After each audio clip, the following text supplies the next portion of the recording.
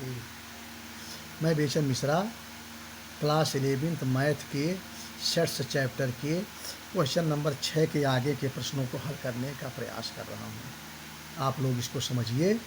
ये कह रहा है कि यदि पी ए बराबर पी बी तो सिद्ध कर दीजिए ए बराबर बी। पी ए का मतलब होता है power set of A, P B का मतलब power set of B. Hindi इसकी है ए के घात समुच्चय। और यह अगर ए के घात समुच्चय बी के घात समुच्चय के बराबर हो तो आपको यह दिखाना होगा कि यह तभी संभव है जब ए बराबर बी। यहाँ मैंने उसको लिख दिया है ताकि आप लोग देख करके अपना नोट बना लें। और मैं उदाहरण सिद्ध करना चाह रहा हूँ कि मान लीजिए पी ए बराबर 5 1 2 1 2, मतलब 4 एलिमेंट हैं ए के घात समुच्चय में। यह कब संभव है? जब ए में 1 और 2 रहें। 1 2 रहेंगे तो इसका होता भी है कि power set of A is equal to 2 to the power number of elements of A. तो 2 पर number of elements of A कितना है? 2। तो 2 पर 2 की घात माने 4, तो 4 अवयव हैं। इसका मतलब इसमें 2 ही अवयव रहेंगे ए में।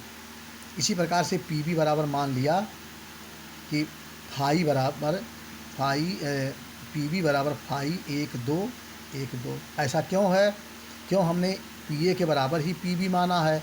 क्योंकि यहाँ दे रखा है कि पी ए बराबर पी बी है। इसका मतलब बी में भी 1 2 एलिमेंट हैं, 2 ही एलिमेंट हैं। तो इससे स्पष्ट हो गया कि ए बराबर बी। अगर पी ए बराबर पी बी होगा यह तभी होगा जब ए बराबर बी हो, अन्यथा अगर एलिमेंट अलग अलग हो जाएंगे तो वह कभी पी ए बराबर पी बी नहीं होगा। प्रश्न नंबर 7 है कि ए बराबर अगर 2 3 4, बी बराबर 3 4 5, तो प्रश्न नंबर 7 को थोड़ा मैंने लिखा नहीं है, आप लोग किताब से देख लेंगे। इसे हम उदाहरण से इस तरह समझ सकते हैं कि मान लीजिए ए बराबर 2 3 4। इसमें सिद्ध क्या करना है? इसमें यह सिद्ध करना है कि P A union P B is not equal to power set of A union B. तो मैंने मान लिया कि पी ए बराबर देखें, हमने माना 5 2 3 4 2 3 3 4 2 4 2 3 4, यानी कुल 8 अवयव। 8 अवयव कब आएंगे? जब ए में 3 एलिमेंट रहें। तो 2 दूनी 4 दूनी 8। पी बी बराबर 5 3 4 5 3 4 4 5, इसमें भी 8 अवयव हैं, माने बी में भी अवयव की संख्या 3 है। तभी इनके उप समुच्चयों, power set of A, power घात समुच्चय किसे कहते हैं? किसी समुच्चय के सभी उप समुच्चयों का एक समुच्चय बनाया जाए तो वह उस समुच्चय का घात समुच्चय या पावर सेट कहलाएगा। तो देखिए, ए अगर ए के एलिमेंट अगर आपके पास 2 3 4 हैं तो इसके जो घात समुच्चय होंगे 2 टू द पावर 3 माने 8 होंगे।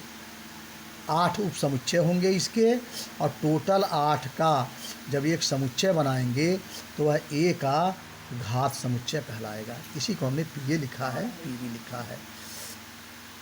अब जब आप P A union P B बनाएंगे तो इसमें से जो कॉमन है उसको निकाल देंगे और शेष को इसमें रख लेंगे। तो हमने लिखने का प्रयास किया है, आप लोग समझ लीजिए। इसमें कुल मिला करके चूँकि जो दोनों में है उसको मैंने निकाल दिया, एक के बार लिखेंगे। तो इस तरह से 12 ही अवयव होते हैं। इसमें P A union P B में कुल मिला करके 12 अवयव होंगे। और यदि ए यूनियन बी लिया जाए तो ए यूनियन बी कितना हो गए? एक ए में कौन कौन एलिमेंट हैं? 2 3 4। ए में है 2 3 4। बी में कौन है? 3 4 5। तो जब हम ए यूनियन बी बनाएंगे तो ए यूनियन बी में 2 3 4 5 माने 4 अवयव आएंगे, 4 अवयव आएंगे। और जब इसका 4 का हम पावर सबसेट बनाएंगे, पावर सेट बनाएंगे तो that will be equal to 2 to the power 4 माने 16। अब बताइए, P A union P B में 12 अवयव हैं, पी ए यूनियन बी में 16 अवयव हैं।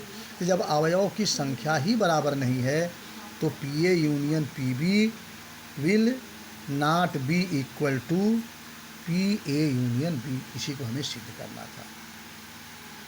प्रश्न नंबर 8 देखें, कह रहा गुणधर्म का प्रयोग करके, उदाहरण से नहीं, अगर गुणधर्म कह रहा है तो आपको उसके परिभाषा से सिद्ध करना है। तो सिद्ध कर दीजिए A union A intersection B बराबर ए। तो हमने प्रयास किया है LHS से सिद्ध करने का। मान लीजिए x belong to A union A intersection B, इसका क्या मतलब हुआ, x belong to A or, union का मतलब आर, इंटरसेक्शन का मतलब एंड होता है। तो x belong to A or, x belong to A and x belong to B. तो x belong to A or, x belong to A and x belong, इसको मैं छोटा पोस्ट हटा दिया हूँ। इसका मतलब ये हुआ कि x belong to A or, x belong to A and x belong to B का मतलब क्या, कि जो ए में बिलोंग करेगा वह बी में भी रहेगा। तो इसका मतलब अगर बी यक्के को लिखें तो उसका मतलब भी हो गया कि x बिलोंग टू बी।